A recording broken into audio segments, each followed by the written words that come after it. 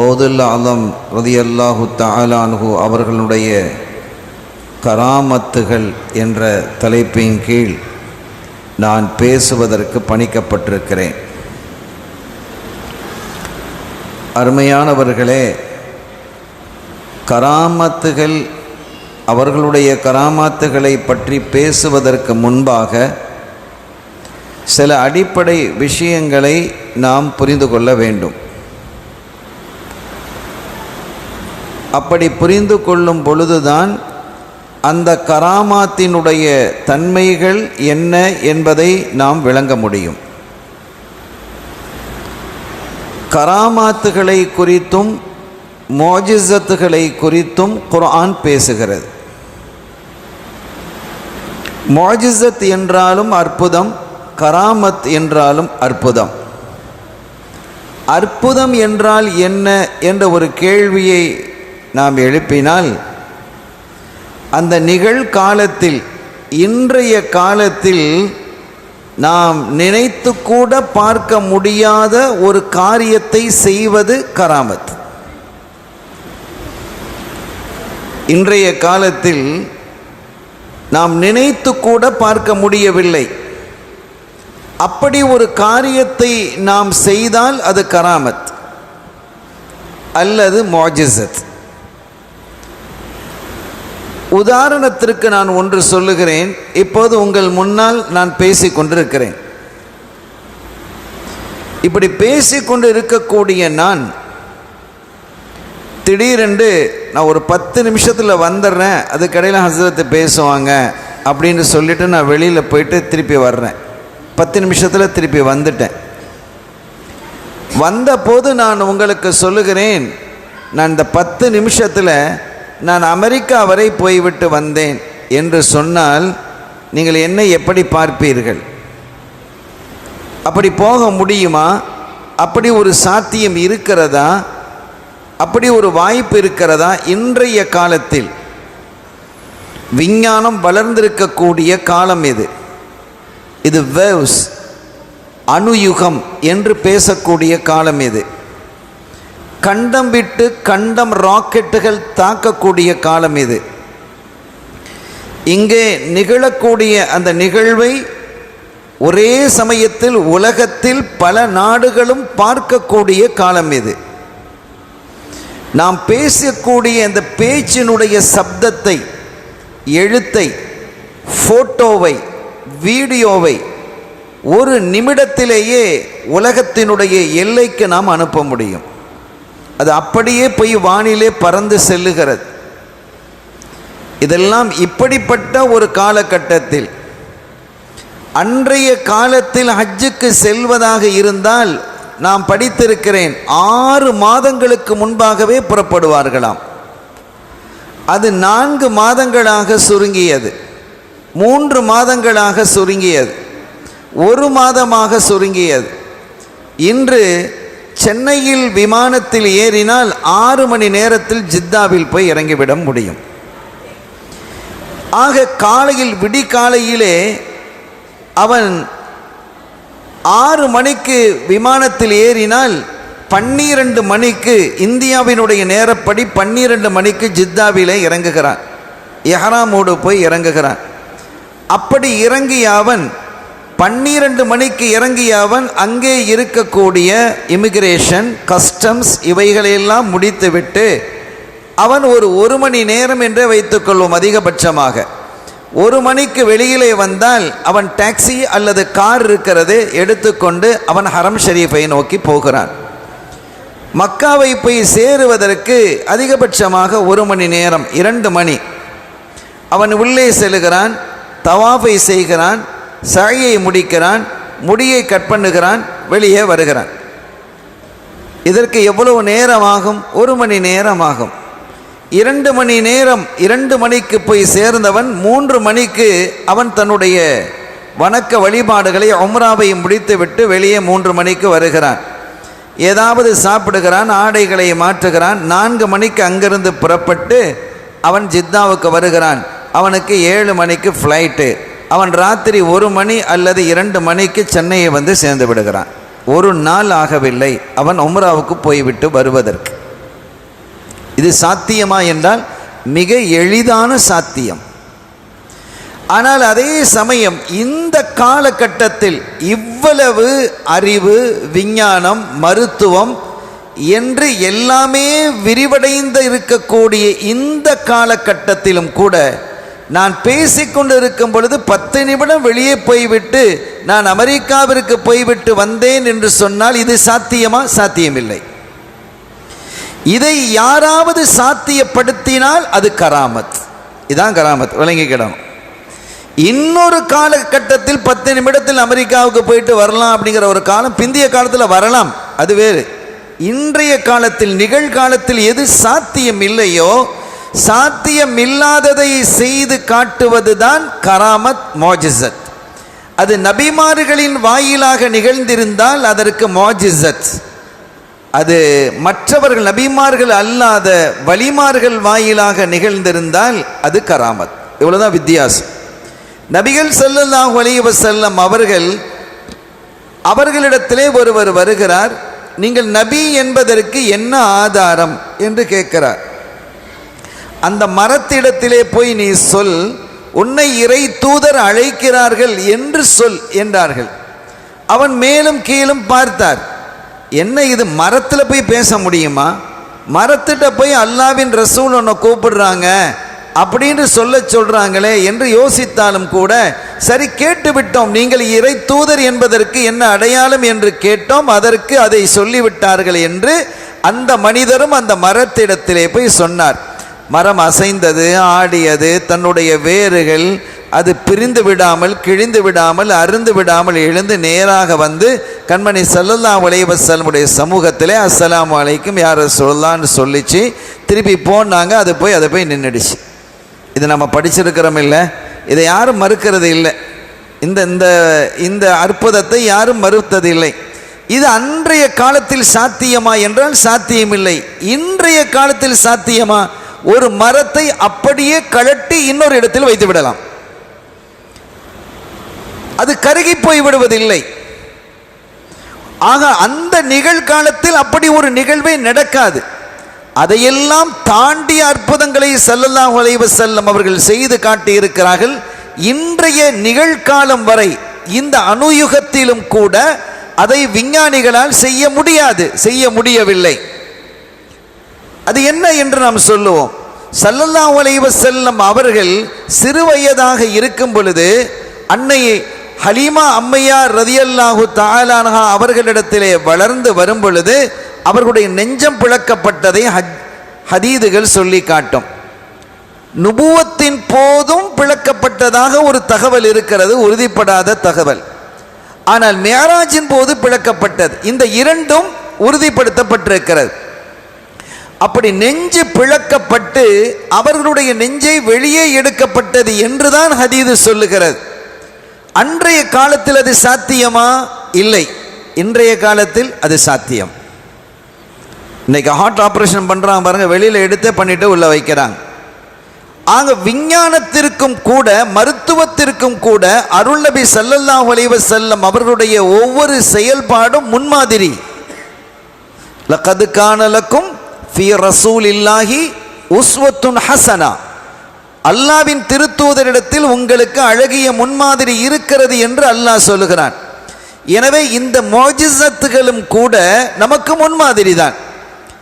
அப்படியெல்லாம் செய்ய முடியும், இப்படியெல்லாம் செய்ய முடியும் என்பதை ஸல்லல்லாஹு அலைஹி வஸல்லம் காலத்தில் நடந்த அந்த அதிசயங்களை, மோஜிசத்துக்களை புரிந்து கொண்டு இன்றைய அறிஞர்கள், வல்லுநர்கள், அதுபோன்று மருத்துவ ஆய்வாளர்கள் இந்த காரியங்களை இன்று செயல்படுத்தி கொண்டிருக்கிறார்கள். இதற்கெல்லாம் பின்னணியாக இன்று நடைபெறக்கூடிய இந்த ஆச்சரியமான வலுவான நிகழ்வுகளுக்கெல்லாம் பின்னணியாக அருள் நபி ஸல்லல்லாஹு அலைஹி வஸல்லம் அவர்களுடைய போதனையும் சாதனைகளும் இருக்கிறது என்பதை நாம் விளங்கிக் கொள்ள வேண்டும். ஆக இன்றைக்கும் சவாலாக இருக்கக்கூடிய ஒன்று என்ன என்றால், சந்திரனை அவர்கள் பிளந்து காட்டியது. சந்திரன் அவங்க பிளந்து காட்டினாங்க. இக்தரபத்தி சாஅத்து வன்ஷக்கல் கமர் குர்ஆன் சொல்லுகிறது. இந்த மோஜிசத்தை குறித்து குர்ஆன் சொல்லுகிறது. சந்திரன் பிளந்தது என்று குறிப்பிட்டு காட்டுகிறது. அப்போ அந்த சந்திரன் பிளந்ததை இன்று பிளக்க முடிகிறதா, முடியுமா என்றால் தெரியாது. முடியுமா முடியாதா என்றால் நம்ம பேசல, என்ன காலம் இருக்கு. அப்படி ஆனால் சந்திரனுக்கு போய்விட்டு வந்தவர்கள் சந்திரனுடைய நடுப்பகுதியிலே ஒரு வலிமையான பள்ளம் இருக்கிறதை அங்கீகரிக்கிறாங்க. ஒரு வலிமையான ஒரு ஆழமான பள்ளம் இருக்கிறது என்பதை அங்கே சென்ற அந்த ராக்கெட்ஸுகள் போட்டோஸ் எடுத்து அனுப்பி இருக்கிறது. மனிதர்களும் அங்கே போன விண்வெளி வீரர்களும் அதை பார்த்திருக்கிறார்கள். அது சான்றாக இருக்கிறது. எல்லாவற்றுக்கு மேலாக குர்ஆன் பேசுகிறது ஒன் ஷக்கல் கமர் என்று. எனவே அன்றைய காலத்தில் நிகழ்ந்த மோஜிசத்துக்கள் அந்த காலத்தில் அன்றைய காலத்திலே அன்றைய நிகழ்காலத்தில் நிச்சயமாக யாராலும் செய்ய முடியாது, கற்பனை கூட செய்து பார்த்திருக்க முடியாது. அருள் நபி ஸல்லல்லாஹு அலைஹி வஸல்லம் அவர்கள் மேராஜுக்கு போனாங்க. நமக்கு எல்லாருக்கும் தெரியும், அது குர்ஆன் பேசுகிறது. அதை இரண்டாக பிரிப்பார்கள், இஸ்ரா என்றும் மேராஜ் என்றும் இரண்டாக பிரிப்பாங்க.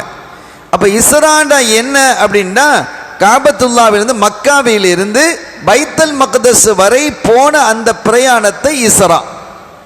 ஸல்லல்லாஹு அலைஹி வஸல்லம் அவர்கள் அவங்க காபாவில் ஹத்தீம் என்று சொன்னால் இன்றைய ஹிஜ்ரி இஸ்மாயில் இருக்கிறது இல்லையா, அந்த பகுதி, அந்த பகுதியில் நின்று இபாதத்தில் இருக்கிறார்கள். அங்கே வணங்கிக்கிட்டு இருக்கிறாங்க. அப்படி வணங்கி கொண்டு இருப்பதை பலரும் பார்க்குறாங்க. அந்த நேரத்தை குறித்து ஆய்வாளர்கள் பேசும் பொழுது இரவு உணவையெல்லாம் தாண்டிய நேரம். அப்போ இன்றைய காலத்தில் நாம் ஒரு கணக்கீடு செய்தால் ஏறக்குறைய ஒரு 10 மணிக்கு மேல், ஒரு 11 மணி சமயத்திலே அவர்கள் இபாதத்து செய்து கொண்டு இருந்ததை காபாவுக்கு அருகிலே ஹத்தீமிலே அவர்கள் இருந்ததை யார் பார்க்கிறான்? மக்காவாசிகள் பார்க்கிறாங்க.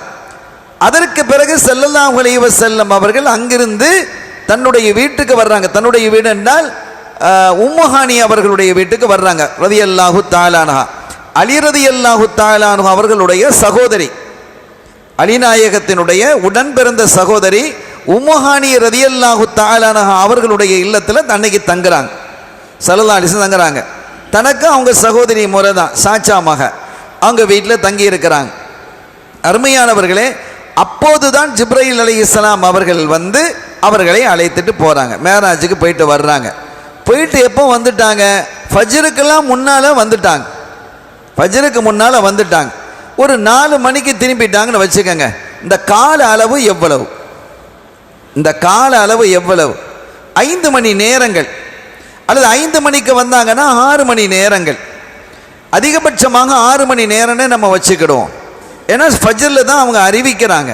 உம்மஹானிகிட்ட சொல்கிறாங்க, உம்மஹானி இன்றைய தினம் நான் பைத்தல் மக்தஸுக்கு போயிட்டு திரும்பி வந்துட்டேன் அப்படிங்கிறாங்க.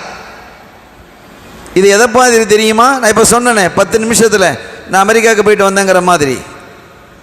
அப்போது இது எனக்கு சாத்தியம் இல்லாத ஒன்று. ஆனால் ஸல்லல்லாஹு அலைஹி, இதை ஏன் நான் இந்த உதாரணத்தை சொல்லுகிறேன் என்றால், அன்றைய காலத்தில் இப்படி நான் சொன்னால் எப்படி திகைப்பு ஏற்படுமோ அதைவிட கூடுதல் திகைப்பு ஏற்பட்டது. உம்மஹானி ரலியல்லாஹு அன்ஹா அவர்களுக்கு திகைச்சிட்டாங்க. ஆனால் நம்புனாங்க. சொன்னது ரசூல் ஸல்லல்லாஹு அலைஹி வஸல்லம் அவர்களால் நம்புறாங்க. நம்பிட்டு சொன்னாங்க, யா ரசூலல்லாஹ், இந்த செய்தியை நீங்க வெளியில சொல்லாதீங்க. யாரும் அங்கீகரிக்க மாட்டாங்க, யாருமே அங்கீகரிக்க மாட்டாங்க. எனவே ஸல்லல்லாஹு அலைஹி வஸல்லம் அவர்களை குறித்து தப்பான வார்த்தைகள் பேசி விடுவார்கள் என்ற அந்த பிரியத்தின் காரணத்தினால், ஆழ்ந்த அன்பின் காரணத்தினால் அந்த வார்த்தையை சொன்னாங்க. யாரும் சொல்லலாம், நீங்க வெளியில சொல்லக்கூடாது அப்படின்னு உரிமையோடு சொன்னாங்க. கண்மணி ஸல்லல்லாஹு அலைஹி வஸல்லம் அவர்கள் சொன்னார்கள், இல்லை நான் சொல்லுவேன் என்றார்கள். இல்லை நீங்க சொல்லக்கூடாதுன்னாங்க, நான் சொல்லுவேன் என்கிறார்கள். இப்போ நான் இந்த அமெரிக்கா போயிட்டு வர்ற விஷயம் சொல்கிறோம் இல்லை, இதை நம்ம புரிஞ்சுக்கிறதுக்காக அதோடு ஒப்பீடு செய்யவே முடியாது, அந்த நிகழ்வோடு ஒப்பீடு செய்ய முடியாது. ஆனால் நாம் புரிவதற்கு இதுதான் வழி என்பதால் இந்த குறைந்த ஒரு உதாரணத்தை நான் உங்களுக்கு சொல்லி இருக்கிறேன். எப்படி இருக்கும்? நீங்கள் திகைச்சிடுவீங்களா இல்லையா? இதே மாதிரி மக்கள் மன்றிலே போய் சொன்னால் அவர்களும் திகைச்சு போயிடுவாங்க, தப்பான வார்த்தைகளை பேசுவாங்க, கேலி கிண்டல் செய்வார்கள் என்பதற்காக. ஆனால் ஸல்லல்லாஹு அலைஹி வஸல்லம் போயிட்டாங்க. போய் காபாக்கு பார்த்துட்டு, யா மாஷர குறைஷுகளே இங்கே வாங்க, நான் ஒரு செய்தியை சொல்ல போகிறேன் அப்படின்னாங்க. அதில் இஸ்லாத்தை ஏற்றுக்கொண்டவங்களும் இருக்கிறாங்க, ஏற்றுக்கிடாதவங்களும் இருக்கிறாங்க.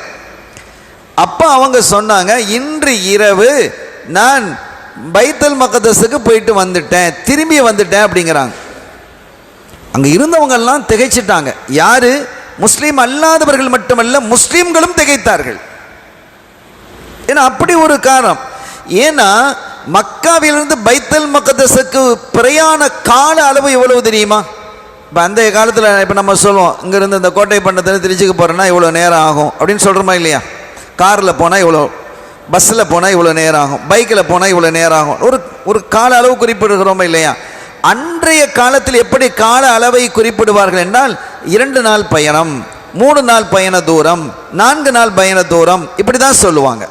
இப்போ பைத்துல் மக்தஸுக்கான பயண தூரம் என்ன? ஷஹ்ருன் வாஹித், 1 மாத பயணம். 1 மாதத்தில் தான் அந்த பைத்துல் மக்தஸை போய் அடைய முடியும். பைத்துல் மக்தஸ் திரும்பி வர்றதுக்கு 1 மாதம் ஆகும் இல்லை?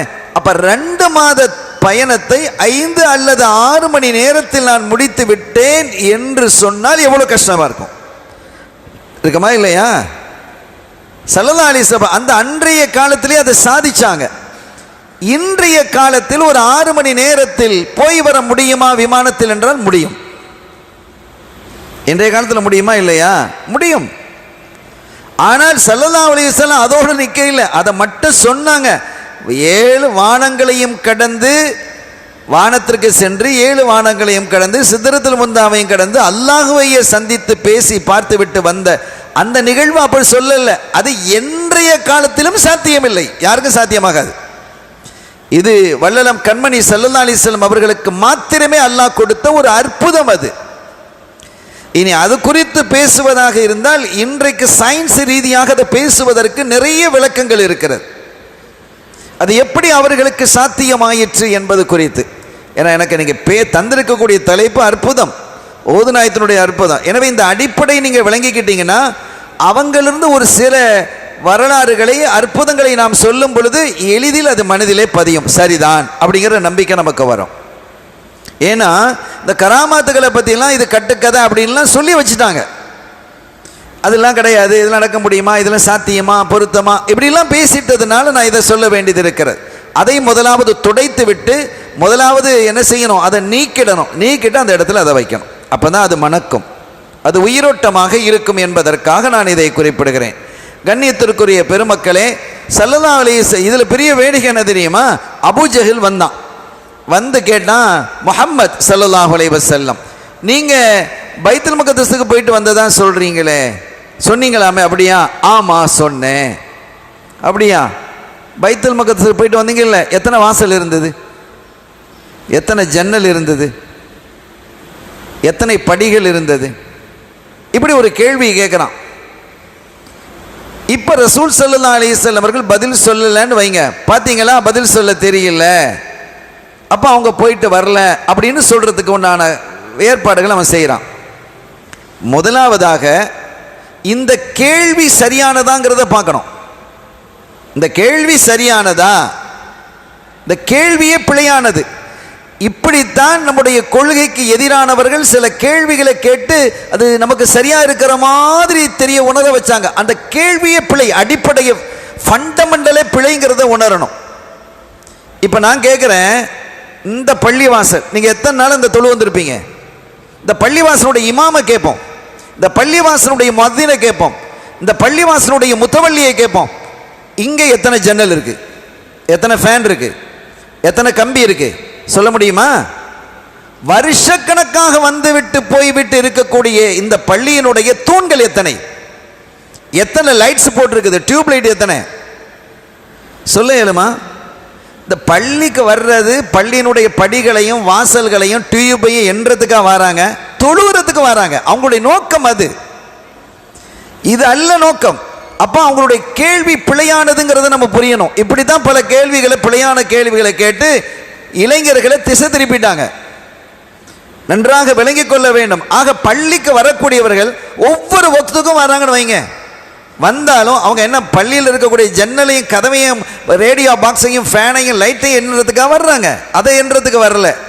அவங்க வர்ற ரப்ப தொழுறதுக்கு வர்றாங்க. இதுதான் அடிப்படை. இப்போ இந்த கேள்வி, இந்த அபூஜஹல் கேட்ட கேள்வி நியாயமானதா என்றால் முற்றிலும் பிழையானது.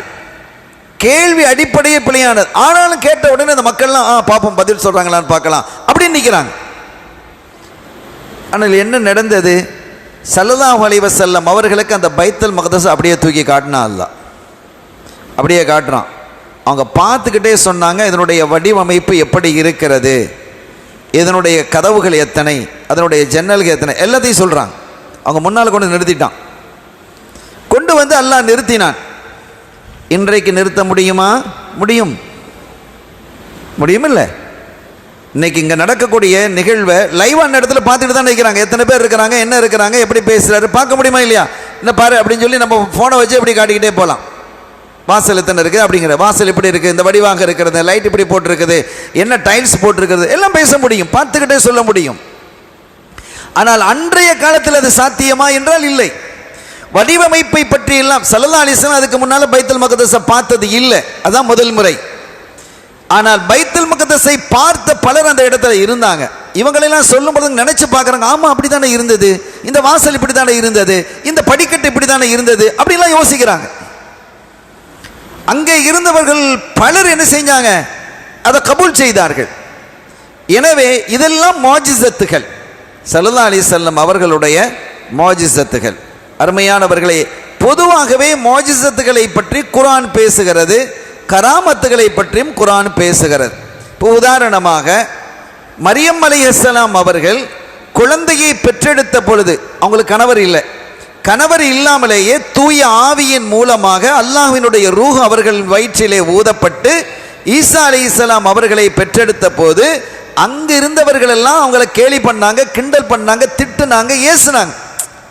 இதை நம்ம பிழைன்னு சொல்ல வரல. ஆனால் ஒரு சீதேவியான பெண்மணி அவங்க. அப்போ அவங்க சொன்னாங்க, நான் தப்பு பண்ணலைங்கிறாங்க.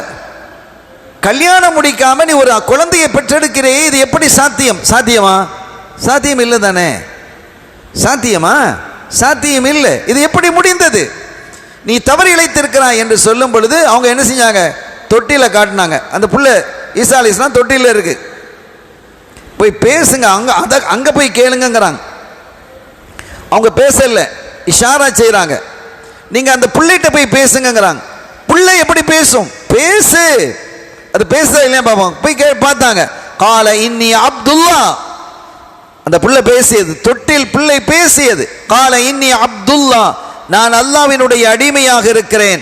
ஆத்தானியல் கிதாப வஜஅலனி நபியா, அல்லாஹ் எனக்கு வேதத்தை தருகிறான், என்னை நபியாக ஆக்கி இருக்கிறான். நபின்னு தொட்டிலேயே பேசுறாங்க. அப்பவே அவங்க நபி தான்.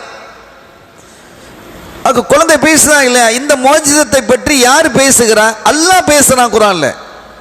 மோஜிசத்தை மறுக்க முடியுமா? இப்படி எத்தனையோ இருக்கிறது. அருமையான பெருமக்களே, இனி நம்முடைய தலைப்பு கராமத் என்பதால் கராமத்தை பற்றி குர்ஆன் என்ன சொல்லுகிறது என்று நாம் பார்ப்போம். நமக்கு தெரிஞ்ச நிகழ்வுகள் தான், ஆனால் பார்க்கும் வியூ, அந்த பார்க்கும் வகை அது வித்தியாசப்படணும். அதைத்தான் நாம் இங்கே சொல்ல வருகிறோம். கண்ணியத்திற்குரியவர்களே, சுலைமான் அலைஹிஸ்ஸலாம் அவங்க சிரியாவில் இருக்கிறாங்க, ஷாமில் இருக்கிறாங்க. அப்படி இருக்கும் பொழுது ஒரு பயணத்தின் போது ஹுதுஹுது பறவையை காணாமல் போனது. குர்ஆன் பேசுகிறது, ஹுதுஹுது பறவையை காணோம். ஏன்னா தண்ணி தேவை. அந்த பறவை தண்ணி எங்கே இருக்குங்கிறத காட்டும். இதெல்லாம் வரலாறு தெரியும். தண்ணி எங்கிறத காட்டும். இப்போ தண்ணி தேவை, கண்டவில்லை. அவளுக்கு கோவம் வந்துடுச்சு. லவ் அஸிபன்னஹு, அது சரியான காரணத்தை சொல்லணும். அந்த பறவை திரும்பி வந்த போது சொல்லலைன்னா நான் அதை என்ன செய்வேன்? வேதனைப்படுத்துவேன், தண்டிப்பேன்லாம் சொல்கிறாங்க. அந்த பறவை போய்விட்டு திரும்பி வந்து சொல்லிச்சு, நபியே, நான் வந்து சபாங்கிற பகுதிக்கு நான் போனேன். அங்கே ஒரு பெண்மணி ஆட்சி செய்கிறாள். அவர்களும் அவளும் அவருடைய கூட்டமும் சூரியனை வணங்கிக்கிட்டு இருக்கு. அல்லாஹ் விட்டுட்டு சூரியனை வணங்குது அப்படின்னு சொல்லும் பொழுது அதற்கு பிறகு இவங்க என்ன செஞ்சாங்க? ஒரு கடிதத்தை கொடுத்தாங்க. எல்லாம் நடந்தது. அவங்க என்ன செஞ்சாங்க? பல்கீஸ் நாயகி அவங்க என்ன செய்கிறாங்கன்னா, நிறைய அந்த கடிதத்தை பெற்றுக்கொண்ட அவர்கள் என்ன செய்ய, அதை புரிந்து கொண்டு நிறைய அன்பளிப்புகளை எல்லாம் கொடுத்து அனுப்புகிறாங்க. யாருக்கு? சுலைமான் அலைஹிஸ்ஸலாம் அவர்களுக்கு. ஒரு அரசு கொடுத்த அன்பளிப்புன்னா எப்படி இருக்கும்? ஒரு ஹை குவாலிட்டியாக இருக்கும். ஆனால் அவங்க என்ன செஞ்சிட்டாங்க? அந்த அன்பளிப்பை பெறல, தூக்கி திருப்பி அனுப்பிட்டாங்க. கொண்டு போ, இதை விட பெருசுலாம் எங்கிட்ட இருக்குங்கிறாங்க. நீ வா அப்படின்னு கூப்பிடுறாங்க. அப்போ என்ன செஞ்சாங்க? பல்கீஸ் அலைஹிஸ்ஸலாம் அவர்கள் ஒரு பட்டாளத்தோடு வர்றாங்க. அவங்க என்ன செய்கிறாங்க, ஒரு பட்டாளத்தோடு என்ன செய்கிறாங்க, வாராங்க. அப்படி வரும் பொழுது அவங்க நெருங்கிட்டாங்க, கிட்ட நெருங்கிட்டாங்கிற தகவல் கிடைக்குது. எங்கேருந்து வர்றாங்க, அவங்க யமனில் இருக்கிறாங்க. தஃசீல் அப்படி தான் எழுதுகிறாங்க. யமனிலிருந்து அவங்க புறப்பட்டு வர்றாங்க. எதை நெருங்கிட்டாங்க, சிரியாவை, டமஸ்கஸை நெருங்கி வர்றாங்க. அப்படி நெருங்கி வரும் பொழுது இப்போ அவங்க சொல்கிறாங்க, அந்த ஏற்கனவே அந்த பறவை சொல்லியது உலகா அருஷுன் அலீம், பிரம்மாண்டமான சிம்மாசனம் அவளுக்கு இருக்கிறது, அந்த பல்கீஸ் நாயகி இருக்கு அப்படின்னு இந்த பறவை சொல்லியிருந்தது. இப்போ அவங்க யோசிக்கிறாங்க, அந்த சிம்மாசனத்தை இங்கே கொண்டு வந்துடணும், கொண்டு வந்து கேட்கணும், நம்முடைய ஆற்றலை காட்டணும், அல்லாஹ் எனக்கு வழங்கி இருக்கக்கூடிய அந்த வல்லமையும் சக்தியையும் காட்டணும் அப்படின்னு அவங்க என்ன செய்கிறாங்க, விரும்புகிறாங்க. இதெல்லாம் குர்ஆன் பேசக்கூடிய விஷயம். இப்போ கேட்டாங்க, யாராவது அந்த சிம்மாசனத்தை கொண்டு வர முடியுமா அப்படின்னு கேட்குறாங்க. அங்கேருந்து சிம்மாசனம் யமனில் இருந்து சிரியா என்ன கோட்டைப்பட்டினமா அதெல்லாம் பட்டின மாதிரியா, அல்ல மீமிசலா இங்கே தூக்கிட்டு வர்றதுக்கு? சரி, தூக்கிற சிம்மாசனம் சொன்னால் இந்த மாதிரி சேரா இல்லை. அல்லாஹ் என்ன சொல்றான், அந்த பறவை சொன்ன வார்த்தையை உலகா அருஷுன் அலீம், பிரம்மாண்டமான சிம்மாசனம்ங்கிறான். அதை குறித்து நாம் தஃசீர்களில் பார்க்கும் பொழுது அந்த சிம்மாசனத்தினுடைய அளவு என்பது இந்த பள்ளி மாதிரியே பன்மடங்கு. கொஞ்சம் யோசிச்சு பாருங்க, எதில் கொண்டு வர்றது? இந்த பள்ளிவாசல் மாதிரி பன்மடங்கு. இந்த பள்ளிவாசல் மாதிரியே இருக்கட்டுமே, இதை நீங்க எதில் கொண்டு வருவீங்க? இந்த சிம்மாசனத்தை தூக்கணுமே, எத்தனை பேர் வேணும்? தூக்கி எங்க வைப்பீங்க? எப்படி கொண்டு வருவீங்க? அப்படி கொண்டு வர்றதா இருந்தால் ஒரே ஒரு வழி இருக்குது. கொஞ்சம் இன்றைய காலத்தை யோசிக்கலாம், பிரம்மாண்டமான ஒரு கப்பல்ல கொண்டு வரலாம். பிரம்மாண்டமான கப்பல் எவ்வளவு பெருசா இருக்கணும், எவ்வளவு பெரிய கப்பலா இந்த பள்ளிவாசலை கொண்டு உள்ள வைக்கிற எவ்வளவு பெரிய அளவு தூக்கலான்னு வைங்களேன். சிம்மாசனம் தானே தூக்கலாம். தூக்கி நீங்க அந்த கப்பல்ல வைக்கிறதாக இருந்தால் அந்த கப்பலினுடைய அளவு எவ்வளவு பிரம்மாண்டமா இருக்கணும். சரி, அது புறப்பட்டு எங்கிருந்து யமன்ல புறப்பட்டு டமஸ்கஸ் வரணுமே, சிரியாவுக்கு வரணுமே, அது எவ்வளவு நாள் ஆகும்? இன்றைக்கு நான் உதாரணத்துக்கு ஒன்று சொல்கிறேன். இன்றைக்கு நீங்கள் ஹஜ்ஜுக்கு நீங்கள் போகிறீங்கன்னு வைங்க, அல்லது ஒரு பிரயாணம் போகிறீங்க. எங்கே போகிறீங்க? மும்பையிலிருந்து ஜித்தாவில் போய் இறங்குறீங்க. எவ்வளோ? ஃப்ளைட்னா 6 மணி நேரம், கப்பல் 6.5 நாள். இன்றைய காலத்தினுடைய அதனுடைய கப்பல் இந்த நம்ம போகிற இந்த மைல் இருக்குல்ல, இந்த மாதிரி இல்லை, அதுக்கு நாட்டிக் மைல் அப்படின்னு சொல்லி பேர். கடலிலே பிரயாணம் செய்யக்கூடிய அந்த மைல் அளவு நாட்டிக் மைல். ஒரு நாட்டிக் மைல் என்பது தரையில 18 மைலுக்கு ஏறக்குறைய ஈக்குவலானது. இப்போ இன்றைய கால அளவு கணிப்புகள், ஆக இன்றைய காலத்தில் மும்பையில் இருந்து, அதான் மேற்க இருக்கு, மும்பை தானே மேற்க இருக்குது, மேற்க உள்ள துறைமுகம். அதனால சொல்றேன், கிழக்க உள்ள கொச்சின் எடுத்தால் இன்னும் காலம் கூடிரும். அதனால அங்கே போய் சேருவதாக இருந்தால் 6 அல்லது 6.5 நாட்கள். ஃப்ளைட்டில் போனால் 6 மணி நேரம், இதில் போனால் கப்பலில் போனால் 6 நாளில் வைங்க. அப்போ இவ்வளவு தூரம். அப்போ யமனிலிருந்து டமஸ்கஸ்க்கு வருவதாக இருந்தால், சிரியாவுக்கு வருவதாக இருந்தால் குறைந்தபட்சம் ஒரு 2 நாளாவது ஆகாதா? இன்றைய காலகட்டத்தில், அன்றைய காலம் சொல்லல, இன்றைய கால அளவில் 2 நாளுக்கு குறையாது. சரி, குறையாதுன்னு சொன்னால் அது எப்படி தூக்கி வைக்கிறது? தூக்கி வைக்கணும் இல்லை, இங்கிருந்து அங்கே போகணுமே, அதுக்கு 2 நாள் ஆகணுமா இல்லையா? கப்பல் அங்கேருந்து அங்கே கொண்டு போகணுமா இல்லையா? இங்கேருந்து போயிட்டுல திருப்பி வர வேண்டியிருக்குது. அப்போ 2 4 நாள் ஆகும். சாமானை தூக்கி வைக்கிறது, செட் பண்ணுறது, கொள்றது, அது எத்தனை பேர் வேணும், ஆளை பார்க்கணும், கொள்ளணும், எவ்வளோ இருக்கு. கொஞ்சம் யோசிங்க, நாம் சிந்திக்க வேண்டும். நீங்கள் சிந்தியுங்கள் என்கிறான். அஃபலா யததப்பரூனல் குர்ஆன், குர்ஆனை நீங்கள் சிந்திக்க வேண்டாமா என்று அல்லாஹ் கேட்கிறான். இப்போ இதெல்லாம் மனித அறிவுக்கான விருந்து, மனித அறிவுக்கான விருந்து. அப்போ எல்லாம் அதெல்லாம் கற்பனை, அதெல்லாம் கட்டுக்கதை அப்படிலாம் சும்மா தூக்கிட்டு போகக்கூடாது. அது மூமின்களுடைய எண்ணிக்கை, நம்பிக்கை கிடையாது. மூமின்களை நம்பிக்கை, மூமின் யாரு? யூமினூன பில் கைப், மறைமுகமானதை நம்புவன் தான் மூமின் என்று முதலாவது அடையாளம் சொல்கிறான். நீ நம்பணுங்கிறான் அல்லாஹ். மறைமுகமான விஷயங்களை நீ நம்பணும். நான் கண்ணால பார்த்தா தான் நம்புவேன் அப்படின்னா அர்த்தம் இல்லை. அது எனக்கு கண்ணில் தெரியணும், அது ஈமான் அல்ல. கண்ணில் காணாததையும் நம்பணும், மறைவானதை நம்புவன் தான் மூமின் என்று அல்லாஹ் குர்ஆன்ல எடுத்த எடுப்பிலேயே பக்கராலே ஸ்டார்டிங்லேயே சொல்றான். அப்ப என்ன, இப்ப என்ன கேட்கிறாங்கன்னா, அவங்க பக்கத்தில் வந்துட்டாங்க. யாரு? பல்கீஸ் நாயகி பக்கத்தில் வந்துட்டாங்க. கிட்ட வந்த பிறகுதான் கேட்குறாங்க, நான் கொஞ்சம் நேரத்தில் வந்து சேர்ந்துருவாங்க. எவ்வளோ நேரத்தில் வந்து சேருவாங்க? உதாரணமாக அதனுடைய ஆயத்தினுடைய போங்கை வைத்து தஃசீனுடைய போங்கை வைத்து நம்ம என்ன செய்கிறோம், ஒரு கணிக்கிறோம். இப்போ இங்கே இருக்கிறோம், கோட்டைப்பட்டினத்துக்கு இருக்கிறோம் வைங்க. இப்போ அவங்க பல்கிஸ் நாய் எங்கே வந்திருக்கிறாங்க, அதிராம்பட்டினத்துக்கு வந்துட்டாங்க. அதிராம்பட்டினத்துக்கு இங்கே வர்றதுக்கு எவ்வளோ நேரம் ஆக போகுது? 1 மணி நேரம் ஆகுமா? அவங்க படையோடு வர்றதுனால. காரில் வந்து அதை விட சீக்கிரம் வரலான்னு வைங்க, 1 மணி நேரம் ஆகுமா? 2 மணி நேரம் ஆகணும் வைங்களேன். மெதுவாக உருட்டி உருட்டி வர்றான். இன்றைக்கி பஸ் அப்படி தான் வந்தது. அப்போ அது உருட்டி உருட்டி உருட்டி எல்லா இடத்துலையும் நிற்கிறான். யாராவது பஸ்ஸில் ஏறுற மாதிரி இருந்தால் அங்கேயும் நிற்கிறான். இறங்கணுமான்னு கேட்கறதுக்கு யாராவது நம்ம பஸ்ஸில் பார்த்துருக்குறோம். யாராவது இந்த ஸ்டாப்பில் இறங்குறீங்களா அப்படின்னு கேட்பாங்களா இல்லையா? கேட்பேன். யாராவது ஸ்டாப்பில் இறங்கணுமா? இல்லைன்னொடனே டபுள் விசில் அடித்து போய்கிட்டே இருக்கும். ஆனால் நான் வந்த பஸ் இருக்குதே, நான் உலகத்தில் நான் என்னுடைய பிரயாணத்தில் இந்த மாதிரி ஒரு பஸ்ஸை நான் பார்த்ததே இல்லை. ஆச்சரியமாக இருந்தது. நானும் ரசித்து தான் வந்தேன். அவன் கேட்குறான் இல்லை, எல்லா இடத்துலையும் நிறுத்தியே வர்றார். மாஷா அல்லா, இப்படி ஒரு பொறுமையான கண்டக்டரையும் ஒரு பொறுமையான டிரைவரையும் நான் ஆயுளையே பார்த்ததில்லை. சரி, அந்த பஸ்ஸு வந்து சேர்ந்தது. அருமையான பெருமக்களே, அப்போ இப்போ பக்கத்தில் வந்துட்டாங்க. வந்த பிறகு சுலைமான் அலைஹிஸ்ஸலாம் கேட்குறாங்க, அந்த சிம்மாசனத்தை நீங்கள் யார் கொண்டு வருவா அப்படின்னு கேட்குறாங்க. கொண்டு வர்றது யார்? கால ஐஃப்ரீத்து மினல் ஜின்.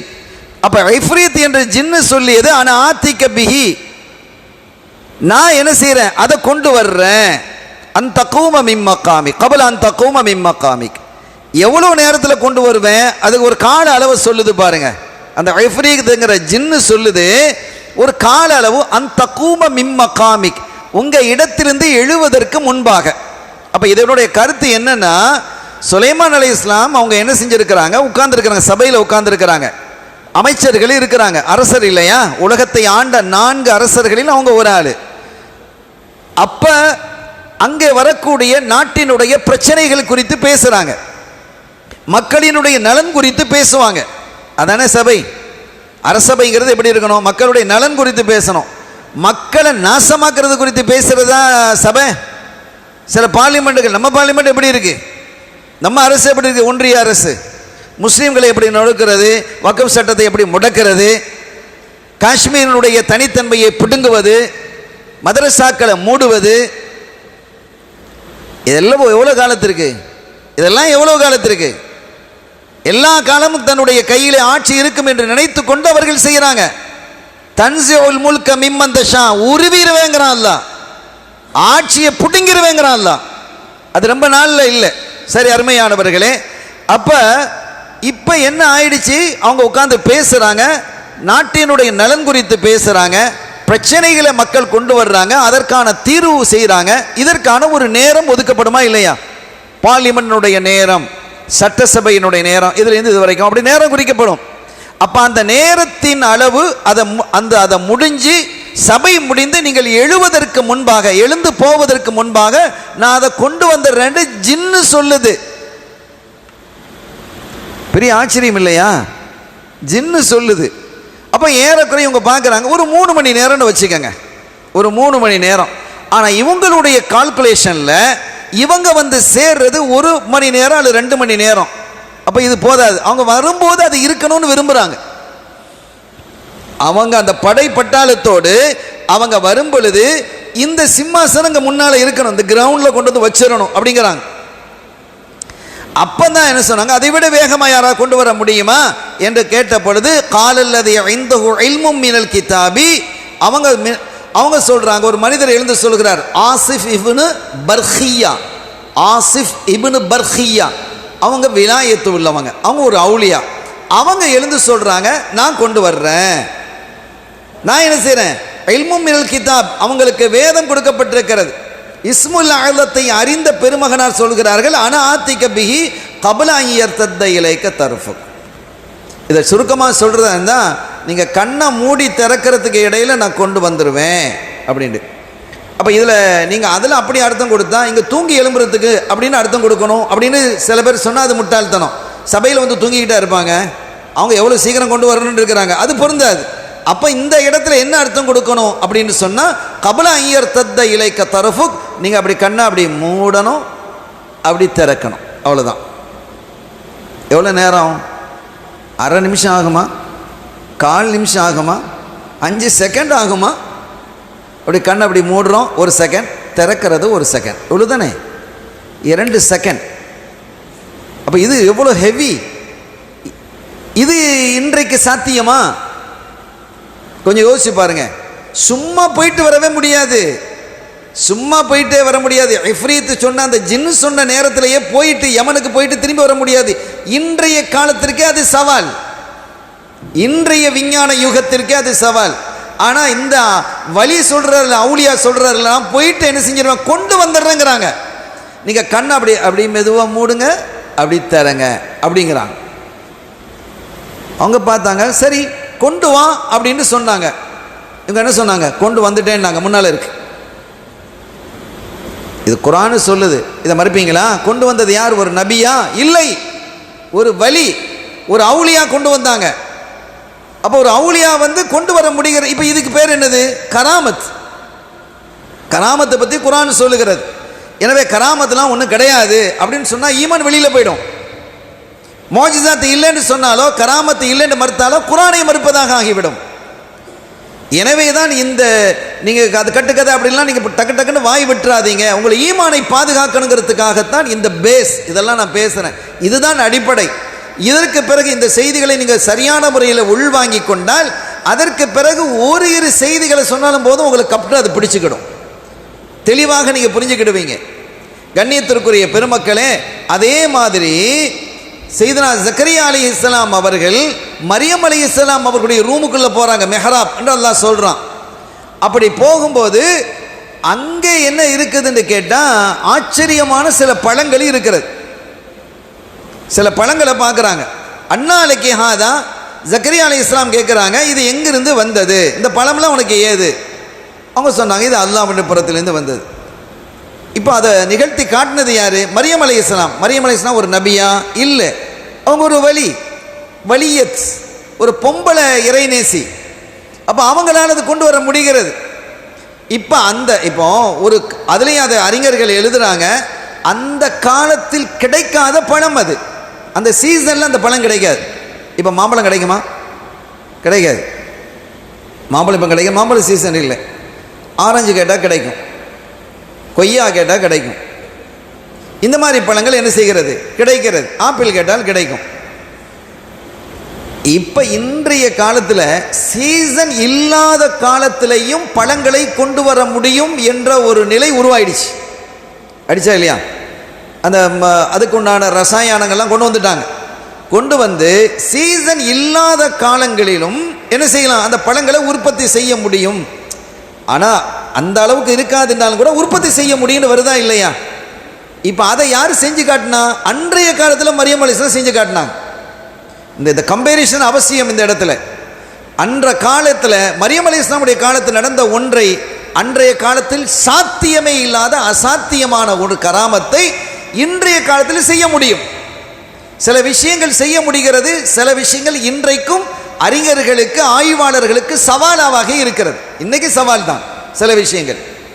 அப்போ அவங்க கேட்குறாங்க, இது எங்கிருந்து வந்தது அப்படின்னு கேட்குறாங்க. அப்படி வந்த போது அவங்க அல்லாஹ்விடம் இருந்து, எல்லாம் அல்லாஹ் தானே, எல்லா ஆற்றலை கொடுக்கறது அவன் தான். அவங்க எல்லாத்தையும் தாங்கள் செய்த எல்லாவற்றையும் யாரோட தான் சேர்த்து பார்ப்பாங்க? அல்லாஹ்வோட தான் சேர்த்து பார்ப்பாங்க. அதான் உலியாக்கள். நான் செஞ்சேன் அப்படின்னு சொல்ல மாட்டாங்க. அப்போ அங்கே இப்லீஸ் வந்துடுவான். விலாயத்துள்ள பெருமக்கள் எந்த ஒன்றையும் யாரோடு சேர்த்து பார்ப்பார்கள்? அல்லாஹ்வோடு சேர்த்து பார்ப்பார்கள். அல்லாஹ் வாழாக்கள் அல்லாஹ்வையே ஹஸரத் அவர்கள் சொன்ன மாதிரி அவர்கள் அல்லாஹ்வை பிரித்து பார்க்க முடியாது. எப்போதும் இறை சிந்தனையிலேயே மூழ்கி இருப்பார்கள். அவர்களுடைய அந்தஸ்து அல்லாஹ் அவ்வளவு உயர்த்தி வைத்திருக்கிறான். கண்ணியத்திற்குரிய பெருமக்களே, எனவே இப்படியெல்லாம் இவ்வளவு பெரிய ஆற்றலை யார் பெற்றது என்ன? அந்த பெருமக்கள் அவுலியாக்கள் பெற்றாங்க. இதில் ஒரு ஆச்சரியமான விஷயம், வந்துட்டாங்க யார்? பல்கீஸ் நாயை வந்துட்டாங்க. வந்து அவங்க ஒரு மாளிகைக்குள்ளே நுழைகிறாங்க. அந்த மாளிகை யார் எழுப்பி இருக்கிறான்னா? சுலைமான் தான் எழுப்பி இருக்கிறாங்க. கீழல் ஹதுகுலி சர்ஹ், நீங்கள் இந்த மாளிகைக்குள்ளே வாங்க, இந்த பாதிக்குள்ளே வாங்கன்னு சொல்லப்பட்டது. அவங்க உள்ளே வந்த போது அங்கே போட்டிருக்கக்கூடிய அந்த டைல்ஸ் இருக்கு, அந்த மாளிகையினுடைய டைல்ஸு. இன்றைக்கி எவ்வளோ வகை வகையான டைல்ஸ் நான் பார்க்குறோம். இன்னும் ஆச்சரியமான மார்பிள் மாதிரியே அப்படியே இருக்கும் டைல்ஸ். மார்பிளை விட அழகாக இருக்கும். இருக்கா இல்லையா? அந்த மாதிரி வகை வகையான டைல்ஸ்லாம் இருக்கா இல்லையா? ஆனால் சுலைமான் அலைஹிஸ்ஸலாமுடைய காலத்தில் அந்த இருந்த டைல்ஸ் இன்னைக்கு வரைக்கும் கண்டுபிடிக்க இல்லை. இன்னைக்கு வரலாம், அது வேறு விஷயம். இன்னைக்கு வரைக்கும் அது சவால். எப்படி இருந்து குர்ஆன் சொல்லுகிறது, உள்ள வரும்பொழுது அந்த டைல்ஸ்ல தண்ணி ஓடுற மாதிரி எப்படி இருக்கு, தண்ணி ஓடுற மாதிரி இருக்குது.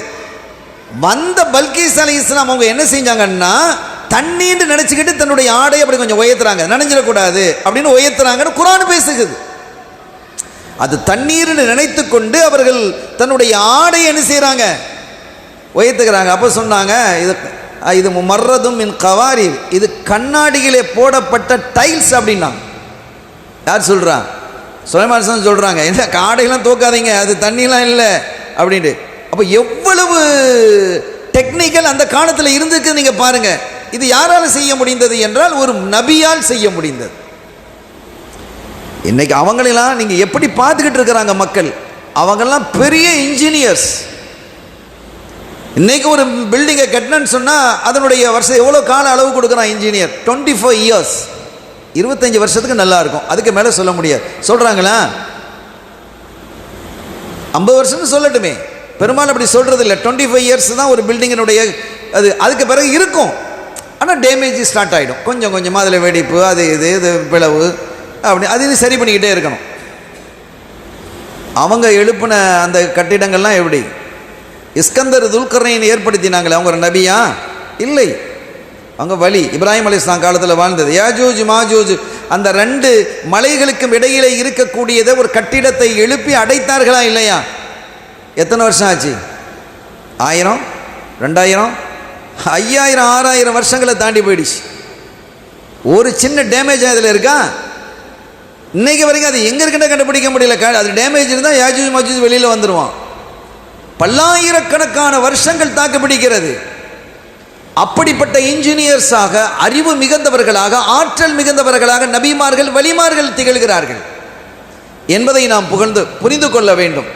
சங்கைக்குரிய பெருமக்களே, எனவே இந்த நிகழ்வுகள் எல்லாம் ஆச்சரியமானது, அற்புதமானது. குர்ஆன் நிறைய பேசுகிறது. நான் அந்த அளவுக்கு முடிச்சுக்கிறேன். ஆக குர்ஆனிலே முஅஜிசத்துகளை பற்றியும் கராமத்துகளை பற்றியும் மிக தெளிவாக கூறப்பட்டிருக்கிறது. அல்லாஹ் யாருக்கு சக்தியை கொடுக்குறானோ அவங்க செஞ்சுட்டு போவாங்க. யாருக்கு கொடுப்பான்? அல்லாஹ்வை அறிந்தவருக்கு. எனக்கு முன்னால் ஹஸரத் அவர்கள் பேசும்போது சொன்னாங்க, அந்த நஃபிலான வணக்கத்தை கொண்டு ஒரு மனிதன் அல்லாஹ்வை நெருங்கிய பொழுது அந்த ஹதீத் எப்படி வருகிறது நீங்கள் கொஞ்சம் பாருங்கள். அவன் பார்க்கும் பார்வை ஹதீதுல் குதுசியில், இந்த ஹதீதுல் குதுசி. ஹதீதுல் குதுசி என்றால் ஸல்லல்லாஹு அலைஹி வஸல்லம் அவங்க தான் சொல்லுவாங்க. சொல்லும்போது அல்லாஹ் சொன்னான் என்று சொன்னால் அதுக்கு ஹதீதுல் குதுசி. அப்படி சொல்லாமல் அவர்களாக சொன்னால் அது ஹதீதுன் நபவி. இப்போ 2ஆக பிரிச்சுக்கிடுவோம். சரி, இப்போ அல்லாஹ் சொல்கிறான், யார் என்னை நெருங்கி விட்டாரோ அவரை நான் நேசிக்க ஆரம்பித்து விட்டால் அவர் பார்க்கும் பார்வையாக என் பார்வை இருக்குன்னு சொல்லலை, நான் இருப்பேன்கிறான். 2 கடையில் வித்தியாசம் இருக்குது. நான் அதை விரித்து பேசுறதுக்கு இல்லை. அவர்கள் பார்க்கும் பார்வையாக நான் இருப்பேன். அல்லாஹ்வுடைய பார்வைக்கு எங்கு தடை சொல்லுங்க?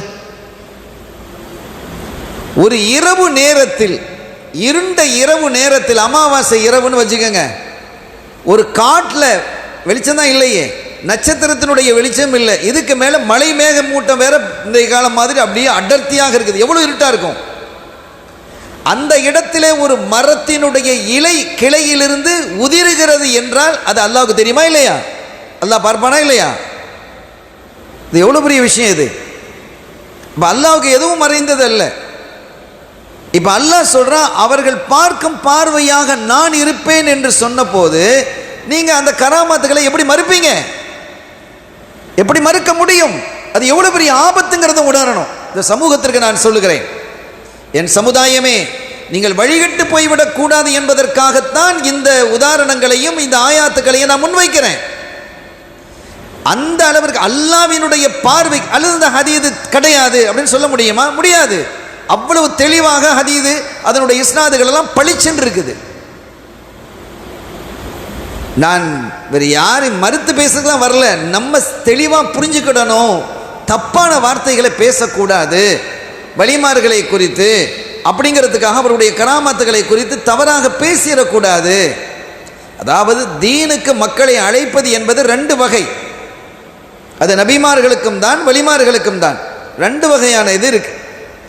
நமக்கெல்லாம் ஒரு வகை. நமக்குன்னா என்ன சொல்கிறேன், உங்கள ஒவலியாக்கள் இருந்தால் உங்களுக்கு ரெண்டு வகை இருக்கும். அப்போ பொதுவாக நபிமார்கள் என்ன மோஜிசாத்துகளை கொண்டு, அவுலியாக்கள் கராமத்துகளை கொண்டு அந்த நிகழ்வுகளை நடத்தி தீனுக்கு இழுப்பாங்க. இது ஒன்று. இரண்டாவது போதனைகள். ஸல்லல்லாஹு அலைஹி வஸல்லம் அவர்கள் குர்ஆன் ஓதுறது, அவங்களுடைய குர்ஆன் சூரத்து தாஹா ஓதுறதை கேட்டு தான், அவங்களுடைய சகோதரி ஓதுறதை கேட்டு தான் யார் இஸ்லாத்துக்கு வந்தா? உமர் ரலியல்லாஹு அன்ஹு இஸ்லாத்துக்கு வந்தாங்க. அப்போ அழைப்பு ரீதியாக வருவது, அற்புத ரீதியாக வருவது என்று இரண்டு விஷயங்கள் இருக்கிறது. அப்படி எத்தனை பேர் அற்புதத்தை பார்த்து இஸ்லாத்துக்கு வந்தாங்க? நம்ம சேரமான் பெருமான் சந்திரன் பிளந்ததை பார்த்து போய் தான் அவர் இஸ்லாத்தை ஏற்றுக்கிட்டார். நம்ம அறிஞ்சிக்கிறோமா இல்லையா? அப்போ இதெல்லாம் நம்ம பார்க்கிறோம். அற்புதத்தை கொண்டு அவர் மட்டுமா ஏற்றுக்கொண்டார்? அவரை சார்ந்தவர்கள்லாம் இஸ்லாத்துக்கு வந்துட்டாங்களா இல்லையா?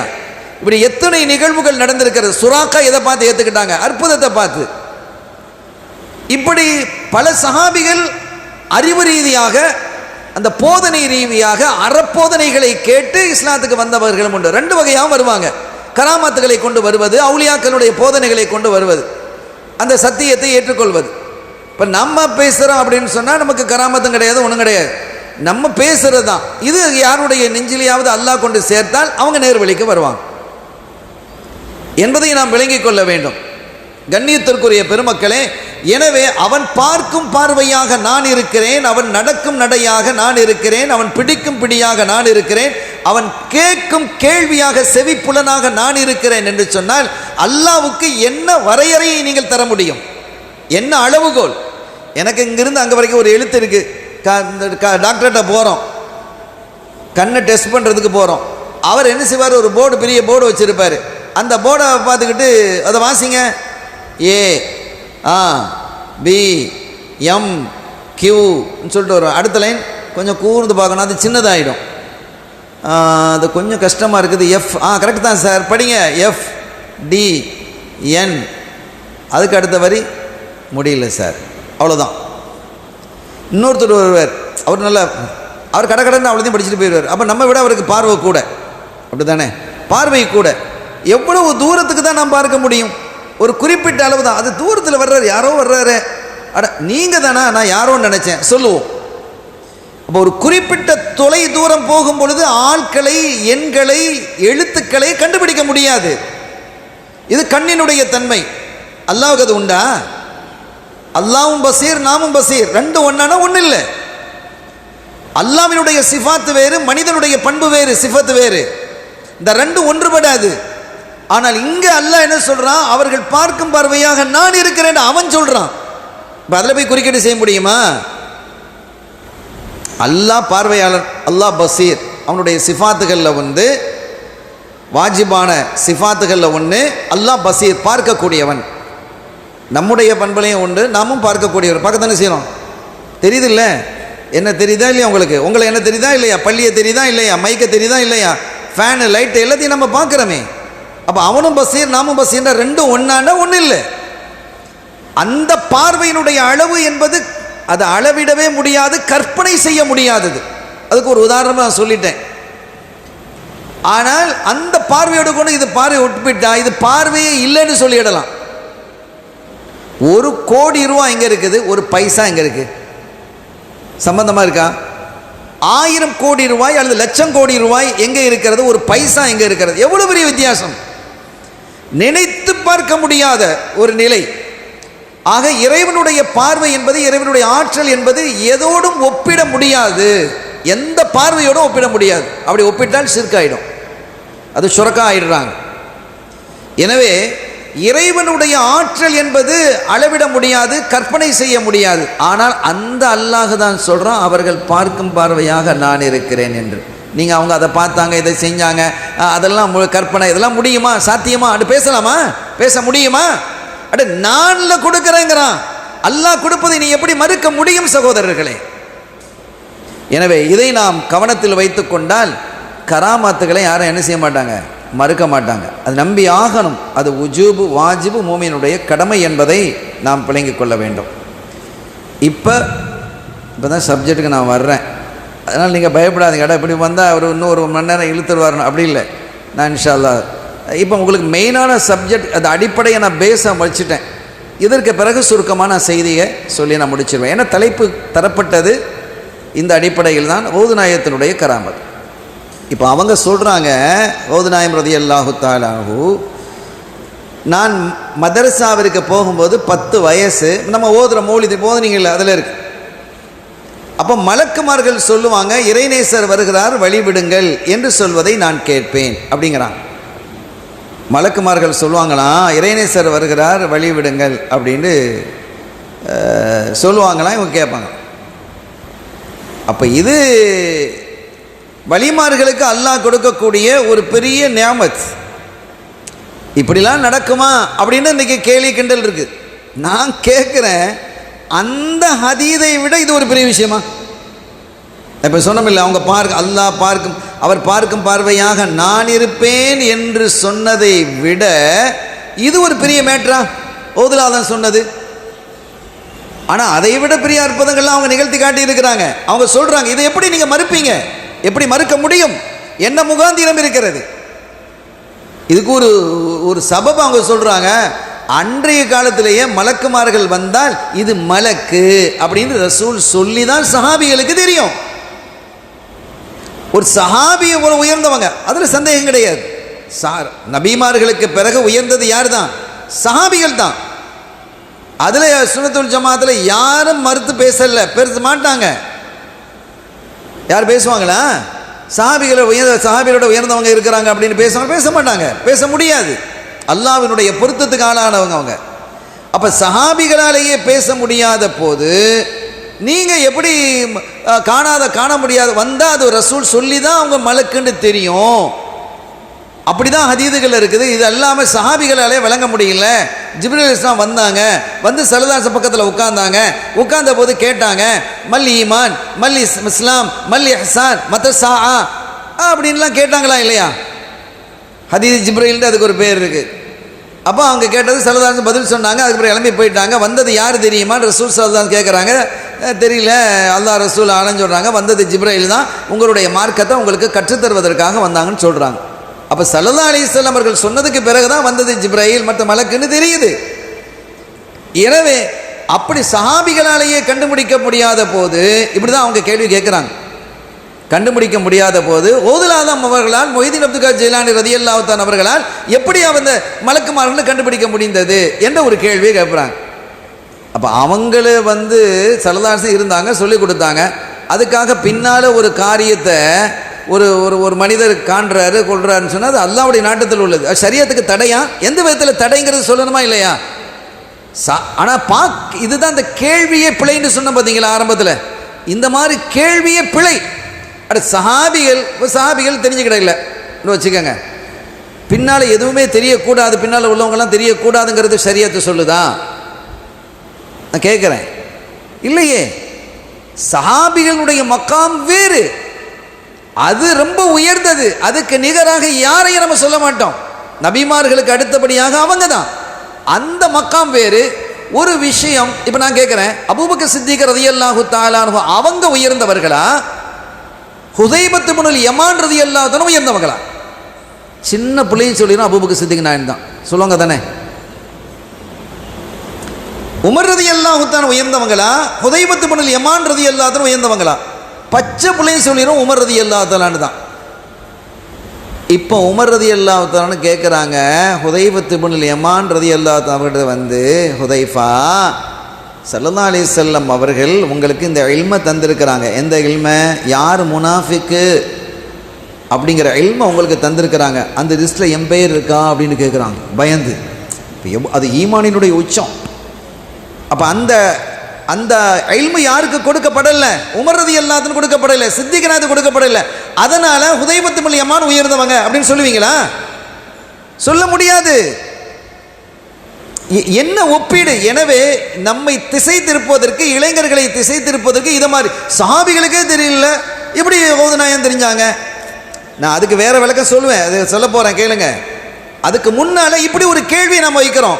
ஹுதைபத் இப்னு யமான் அவர்களுக்கு தெரிந்தது சித்திக் நாயத்துக்கு தெரியலையே, அதனால சித்திக் நாயம் அவர்களை விட ஹுதைபத் இப்னு யமான் ரலியல்லாஹு தஆலா உயர்ந்தவர்கள், அவர்கள் தான் அந்தஸ்தில் கொண்டு பேச முடியுமா? முடியாது சகோதரர்களே. எனவே இந்த ஒப்பீடு, இந்த கேள்வியே பிழையானது அப்படிங்கிறது நீங்கள் விளங்கணும். எங்கிருந்து கேட்டுக்கொண்டிருந்தாலும் விளங்கணும். நாம் சொல்ல வருவது என்னன்னா, அப்போ சஹாபிகளினுடைய அந்தஸ்து மக்காம் என்பது வேறு. இப்போ ஒரு டாக்டர் இருக்கிறாருப்பா, ஒரு டாக்டர் இருக்கிறார், அவர் கெட்டிக்காரர் தான். அதனால் அவருக்கு அந்த ஊசி போடுறதுல கொஞ்சம் யோசிப்பார், மக்களுக்கு ஊசி போடுறதில்ல. ஆனால் ஒரு டாக்டர் இல்லை, நர்ஸ், அவர் டக்குனு ஊசியை போட்டு போயிடுவான்.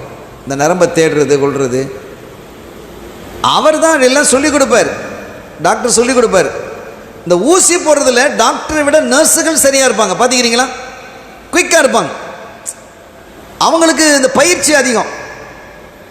இவருக்கு ஊசி போட சரியாக தெரியல, அதனால் டாக்டரை விட நர்ஸு தான் டாப்பு சொல்லுவீங்களா? இந்த கேள்வி எவ்வளவு பிழையானது. அதே மாதிரி தான் அவங்க என்ன செய்கிறாங்க, இப்படி ஒரு கேள்வியை வச்சதுனால தான் நம்ம சொல்கிறோம் சஹாபிகளுக்கே அவங்க தெரியலையே அப்படின்னு. சஹாபிகளுக்கு தெரிஞ்சு இருக்குது. இம்ரான் இப்னு ஹுசைன் ரலியல்லாஹு தஆலா அன்ஹு அவங்க சொல்கிறாங்க, அவங்க ஒரு செய்தியை சொல்கிறாங்க, எனக்கு மலக்குமார்கள் சலாம் கொடுப்பதும் சலாம் சொல்லுவதும் தெரியும். ஸல்லல்லாஹு அலைஹி வஸல்லம் சொன்னாங்க இல்லையே, அவங்க சொல்கிறாங்க, இம்ரான் இப்னு ஹுசைன் ரலியல்லாஹு அன்ஹு சொல்கிறாங்க, எனக்கு தெரியும். எனக்கு பைல்ஸ் வியாதி இருந்தது, மூல வியாதி, பைல்ஸ் வியாதி இருந்தது. அந்த வேதனையை நான் சுகித்து கொண்டிருந்தேன், சகிச்சுக்கிட்டே இருந்தேன், பொறுமையோடு இருந்தேன். அதுக்கு அல்லாஹ் தந்த பரிசு என்ன? மலக்குமார்களினுடைய சலாம். அது எனக்கு தெளிவாக இருந்தது. ஒரு கட்டத்தில் எனக்கு வலி தாங்க முடியாமல் நான் என்ன செஞ்சேன், இந்த நெருப்பு, அந்த இரும்பு கம்பியில் சூடு காட்டி அதில் வைக்கிறது. இந்த நோய்க்கு என்ன செய்வாங்கன்னு கேட்டால், அந்த நெருப்பில் சூடு வைக்கிறது அந்த காலத்தில் அது இருந்தது. ஆனால் அது கேட்கும், ஆனால் இஸ்லாத்தில் அது தடை, பின்னால் தடை செய்யப்பட்டுச்சு. நெருப்புனால என்ன செய்யக்கூடாது, மருத்துவம் செய்யக்கூடாதுன்னு தடை இருக்கா இல்லையா? நெருப்புனால வேதனை செய்யக்கூடாதுன்னு இருக்கு. அப்போ அவங்க என்ன செஞ்சாங்க, அந்த தடை வருவதற்கு முன்பாக அவங்க என்ன செஞ்சாங்க, அந்த நெருப்பினால் அந்த சூடு போட்டாங்க, மலக்கு வர்றது நின்றுட்டாங்க. அதை புரிஞ்சுக்கிட்டாங்க, ஆஹா இதனால தான் அந்த பாக்கியத்தை நாம் இழந்திருக்கிறோம் என்று மீண்டும் அதை விட்டுட்டாங்க. மீண்டும் அந்த சலாம் அவர்களுக்கு கிடைத்தது. இது எப்படி அவங்களுக்கு தெரிஞ்சது? நீ தெரியலன்னு பேசுறியப்பா, சஹாபிகளுக்கு தெரியல, அப்போ எல்லா ஹதீஸையும் படித்து முடிச்சிட்டியா? அப்படிலாம் வரணும். எனவே நாம் இதில் என்ன விளங்குகிறோம், சஹாபிகளால் விளங்க முடியும். எனவே ஓதுல் ஆதம் ரலியல்லாஹு தஆலா அன்ஹு அவங்க சொன்னது சரியானது. இதற்கு இவ்வளவு தலீல்கள் இருக்கிறது, இது இயல்பானது, இது சாத்தியமானது என்பதை நாம் புரிந்து கொள்ளணும். அதே மாதிரி இவங்க ஓதுல் ஆதம் காட்டில் போய் என்ன செஞ்சாங்க, தவம் இருந்தாங்க. பெரிய வரலாறு இல்லையா, பெரிய வரலாற்றுக்கு சொந்தக்காரர் குருநாதர் அவர்கள் ரலியல்லாஹு தஆலா. போயிட்டு திரும்பி வராங்க, எங்கே வர்றாங்க, பகதாதுக்கு வர்றாங்க. அது அதில் இருக்குது. ஹாஃபியா, செருப்பு இல்லாமல் வந்தாங்க. செருப்பு இல்லாமல் ஒரு வழி வருவாங்களா? இதெல்லாம் கேள்வி. பாருங்க, மௌலிதில் எப்படி வருது, செருப்பு இல்லாமல் நடந்து வந்தாங்க. செருப்பு இல்லாமல் நடக்க ஒரு சுன்னத்து அப்படின்ட்டு வரும்போது என்ன செய்யறது? ஆமாம், நான் பள்ளிவாசலுக்கு போனேன், செருப்பு எவனா திருடிட்டு போயிட்டான், செருப்பு இல்லை, நான் நடந்து வீட்டுக்கு வர்றேன், சுன்னத்தை இழந்துட்டேன்னு சொல்லுவீங்களா? காட்டுக்கு போகும்போது செருப்போட போனாங்க, வருஷக்கணக்காக இருந்தாங்க, செருப்பு அறுந்து போச்சு, யூஸ் பண்ண முடியாமல் போச்சு, நடந்து வர்றாங்க, செருப்பு இல்லையே. செருப்பு இருந்து நடக்காமல், செருப்பு இருந்து அதெல்லாம் போடாமல் நடப்பேன்னு சொன்னால் சுன்னத்தை விடுறேன்னு சொல்லலாம். நீங்கள் செருப்பு என்ன செஞ்சுக்கிறீங்க, பள்ளி வாசலில் போட்டு வந்திருக்கிறீங்க, தொழுதுட்டு போகும்போது பெரும்பாலும் செருப்புகள் அதிகமாக களவு போகக்கூடிய இடம் எது? பள்ளிவாசல் தானே. இப்போ அப்படி தான் பதிவு செஞ்சு வச்சுருக்கிறாங்க. மஸ்ஜிதுகளில் தான் அதிகமான செருப்புகள் களவு போகுதுன்னு சொல்கிறான். சரி, ஏதோ இருக்கட்டும், நல்ல செருப்புகள். வெளிநாடுகளெல்லாம் மஸ்ஜிதுகளில் செருப்பை ஜமாத்துடைய நேரத்தில் அவர் பாங்கு சொன்ன உடனே இந்த ஒரு செக்யூரிட்டி இருப்பார், அவர் தொழுதுருவார். நான் வெளிநாடுகளில் பார்த்துருக்கிறேன். தொழுதுட்டு அவர் நின்றுவார், செருப்புகளில் டோக்கன் கொடுத்து வாங்கி வைப்பார். அவர் தான் செக்யூரிட்டி. ஏன்னா அந்த வெளிநாடுகள்லாம் அதை ரொம்ப கவனம் பார்ப்பாங்க, செருப்பு இல்லாமல் போகிறதுலாம் ரொம்ப அசிங்கமாக பார்ப்பாங்கன்னு வைங்களேன். அப்போ நம்ம வந்தோம், பள்ளி வாசலில் செருப்பு மிஸ் ஆகிடுச்சு, ஒரு கல்யாண வீட்டில் மிஸ் ஆகிடுச்சு, அடுத்தவங்களோட செருப்பை போட்டுறதுக்கு நம்ம விருப்பம் இல்லை, பரவாயில்ல நடந்து போயிட்டோம். இப்போ நீங்கள் சுன்னத்தை விட்டுட்டேன்னு வருமா? இக்கேள்விகளை எப்படியெல்லாம் பிரட்டுவது என்பது. அப்போ நல்லது, ஒரு மூமினுடைய அடையாளம் என்ன தெரியுமா? ஹுஸ்னுல் லன், நல்ல எண்ணங்கள் முந்தணும், அடுத்தவங்களை பற்றி நல்ல எண்ணம் வரணும். நல்ல எண்ணம் வரலனாலே அவனை ஈமான் பழுதாக இருக்குதுன்னு அர்த்தம். இப்போ ஓதுலாக தான் வர்றாங்க. வரும்போது ஒரு இடத்துல ஒருத்தர் வந்து மெலிஞ்சு போய் கிடக்கிறார், மெலிஞ்சு போய் இருக்கிறார். அவங்க வந்து என்னை தூக்கி சலாம் சொல்கிறார். அந்த படுத்து கிடக்கிறவர் எழுந்திருக்க முடியாமல் சின்னதாக பொடிசாக கிடக்கிறவர் என்ன சலாம் சொல்கிறாரு. நம்ம சலாமுக்கு பதில் சொன்னேன். என்னை எழுப்புங்கன்னாங்க. நான் கையை பிடிச்சி தூக்கி விட்டேன். அவர் என்ன செஞ்சிட்டாரு, வளர்ந்துட்டார், நல்ல ஆரோக்கியமாக ஆயிட்டார். இதெல்லாம் பாருங்கள், இதெல்லாம் நடக்கிறது கதையா? அப்போ அது சொல்லிச்சான். அப்போ நீ யாருன்னு கேட்கும்போது நான் ஷரியா, நான் தான் ஷரியத் மார்க்கம், பலகீனப்பட்டு இருந்தேன், என்ன நீங்கள் ஹயாத்தாக்கிட்டீங்க, இன்று முதல் நீங்கள் முஹையத்தீன், தீனை ஹயாத்தாக்கிங்க. அது வரைக்கும் அவங்களுக்கு அப்துல் காதிர்ங்கிற பேர் தான் இருந்தது. முஹையத்தீன்ங்கிறது இந்த மலக்கு கொடுத்த பேர், இந்த அல்லாஹ் கொடுத்த பேர். நம்ம என்ன இதில் என்ன கேட்குறாங்க, இதெல்லாம் பாருங்கள், இதெல்லாம் தான் மௌலிதுன்னு நீங்கள் ஓதுனீங்க அப்படின்னு சொல்கிறாங்க. ஷரியா வந்து அப்படி ஒரு உருவத்தில் இருக்குமா? ஷரியத்துங்கிறது அப்படி ஒரு உருவத்தில் இருக்குமா? ஸல்லல்லாஹு அலைஹி வஸல்லம் ஒரு கனவு காண்றாங்க. சில பேர் நான் பார்த்தேன், அவங்களுக்கு முதுகு வரைக்கும் என்ன செய்யுது, சட்டை இருந்தது.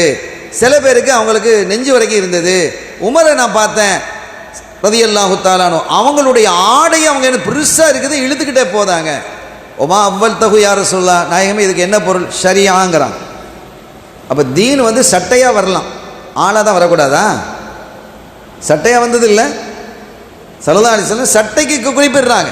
நான் பார்த்தேங்கிறாங்க, கனவுல பார்த்தேங்கிறாங்க. இருக்கட்டுமே, இப்போ தீன் எப்படி வந்திருக்குது? ஒரு சட்டையாக வரும் பொழுது, ஒரு சடலமாக வந்தால், ஒரு உயிராக வந்தால் என்ன பிரச்சனை உனக்கு? எனவே இந்த கரஹமாத்துக்கெல்லாம் இது ஒன்றுமே இல்லை. சரி, இதெல்லாம் விட பெரிய விஷயம் என்னென்னா, ஆலமுல் அர்வாஹில் அல்லாஹ் கேட்குறான், அலஸ்து பிரப்பிக்கும், நான் உங்களுடைய இறைவன் இல்லையான்னு அல்லாஹ் கேட்குறான். ஆமாம் அப்படின்னு நம்ம எல்லாம் சொன்னோம். இன்னைக்கு வரைக்கும் அதைத்தான் நம்ம சொல்லிக்கிட்டு இருக்கோம். அல்ஹம்துலில்லாஹ், என்றும் அதை சொல்லுவோம். அல்லாஹ் அப்படி நசீபாக்குவானாக.